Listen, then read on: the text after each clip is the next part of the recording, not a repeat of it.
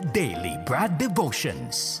Today's reflection with Pastor Jeff Eliscopides. Pastor Jeff, good morning. Good morning, Ted. Good morning, Cha. Good morning sa ating mga taga-subaybay. Good morning. Mabuhay ka, Brad Jeff. Happy Monday. Happy Monday, Brad Ted. At happy Monday din. Kahapon may nakita ko sa isang mall, Kuya Jesse Hernandez at kanyang may bahay. Lagi nakatune in. Good morning po. Yan. Salamat po na Thank marami. you po. Thank you. And Salamat. sorry to keep you waiting, Brad, kasi na taon lang na, alam mo yon na may mga isyong pambayan. At alam ko naman kasing sa ngayong maulan, baka naman postpone ng labada mo, kaya nakistambay ka lang dyan. Ha? Correct. Okay. Wala tayong laba ngayon. Yan, Brad Ted. Okay. Okay, Brad, go ahead.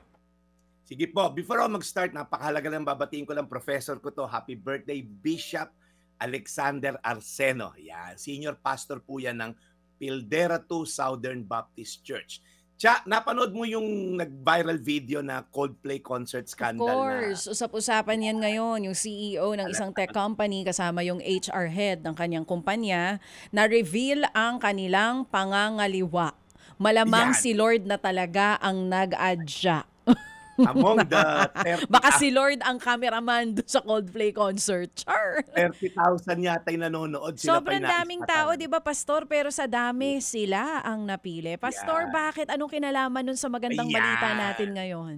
Konektado po yan. Alam ko lahat ng news outfit sa buong Amerika, buong mundo, yun ang parang showbiz balita nila. Sino sa inyo po rito yung nag-repost? Ang daming memes na kumalat. Maraming natutuwa, maraming tawa ng tawa, nahuli yung loko and all. Meron namang iba na gumagawa rin doon. Pero sabi, ang gaganda ng mga comment, ang kukulit, dapat tol, nag-ingat ka and all.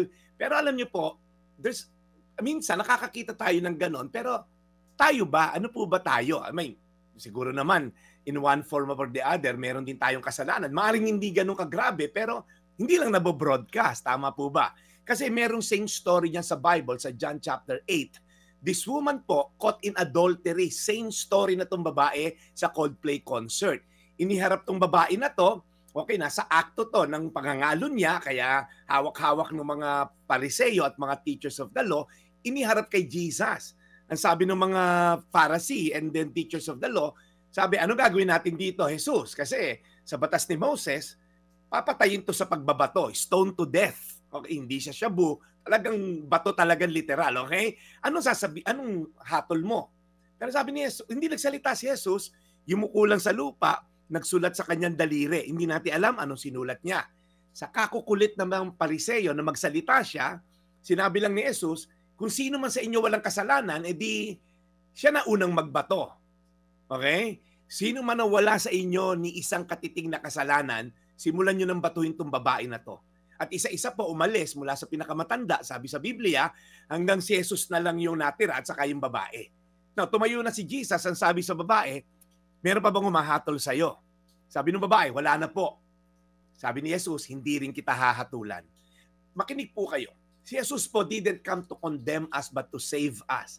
Sabi sa 1:3-17, isinugo ng Diyos ang kanyang anak, hindi upang hatulan ng parusa ang sanlibutan, kundi upang iligtas ito sa pamamagitan niya. Minsan po, pag nakakapanood tayo ng ganyang video, tuwang-tuwa tayo. Okay? At tatawa tayo ng tawa. Ayan, sige, buti sa'yo. Pero kung merong, parang kunyari, nasa bahay ka ni Kuya, 24/7 na broadcast yung buhay mo. Tingin mo ba, wala rin bang makikita ang tao sa atin? Maring hindi lang nabubunyag, maring sa puso, may galit ka, may unforgiveness ka sa tatay mo at sa nanay mo, meron kang inggit, may envy ka, meron kang anger issue, maaaring galit na galit ka sa kapitbahay mo or inggit na inggit ka sa iPhone ng katrabaho mo. Maaaring hindi lang po nabobroadcast sa video ang ating mga issue, pero mag-ingat din tayo because sometimes ang galing nating humatol sa iba, pero yung sarili nating problema, sarili nating kasalanan, nagpapasalamat ka lang dahil hindi nabobroadcast sa national television. Mag-ingat po tayo. Okay? Dahil si Jesus po did not come to condemn us. But wait, there's more. Nung paalis na yung babae, sabi ni Jesus, maaari ka nang umalis, ngunit huwag ka na muling magkasala. Sin no more. Yes, Jesus didn't come to condemn us, but neither He will condone us. Hindi po siya nagko-condemn, pero hindi ka rin niya ito tolerate yung kasalanan mo. In fact, few months after, pagbabayaran ni Jesus sa krus ng Kalbaryo, yung kasalanan ng babae na yon. Kaya mag-ingat lang tayo mga kapatid. Instead na magbunyi, mag-repost, magawa ng sariling meme, nahuli tong babae at itong CEO na to, tingnan din natin yung sarili natin, mag-reflect tayo. Lord, ikaw, kung ibo-broadcast may kasalanan ko at makikita sa buong mundo, hindi kaya kahiya-hiya ako? Yung pornography ginagawa ko, yung pagsusugal ko sa pera na hindi naman dapat magsugal dyan sa online, ano ba Lord yung dapat kong gawin? At tayo magsisi sa ating mga kasalanan.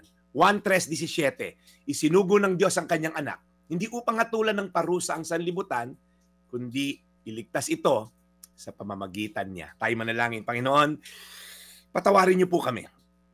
We easily judge others by their action. Pero ourselves, we judge by our intention. We make excuses. Hindi, kaya ako ganyan, kaya ako ganito, kasi ganito, ganyan. Gina-justify namin yung pangungupit namin sa petty cash ng opisina. Gina-justify namin yung pagbili ng pera na opisina sa mga pansarili naming gasto sa bahay. Lord, minsan ang galing namin tumingin sa iba pero kami mismo, maaaring hindi lang nabobroadcast pero may mga kasalanan din kami kahit maliit. Kaya Lord, patawarin mo kami pag nagbubunyi kami na nahuli ang iba pero yung sarili naming kasalanan pilit naming tinatago.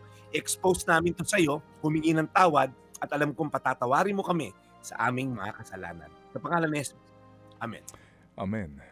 Panginoon, salamat po muli sa araw na ito. Sa mensaheng inihatid sa amin ni Brad Jeff, salamat Panginoon. Guilty as charged. Gabayan niyo po kami at si Brad Jeff sa araw na ito. In Jesus' name we pray. Amen. Amen. Amen. Salamat Brad Jeff sa iyong paalaala, sa iyong pagkakalabit.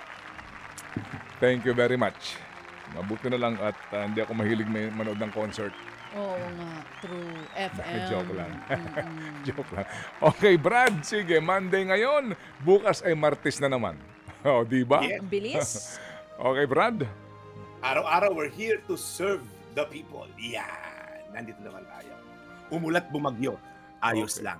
Salamat, Ayan, Brad, ito yung sa daily iyong, Brad. sa iyong panahon muli at sa pagpapaalala sa ating lahat sa napakagandang mensahe. Thank you very much, Brad. We'll catch you again tomorrow. Anytime, Brad Ted, ito po yung Daily Brad, your daily dose of inspiration. Thank you, serving the people, Brad Jeff Eliscopides.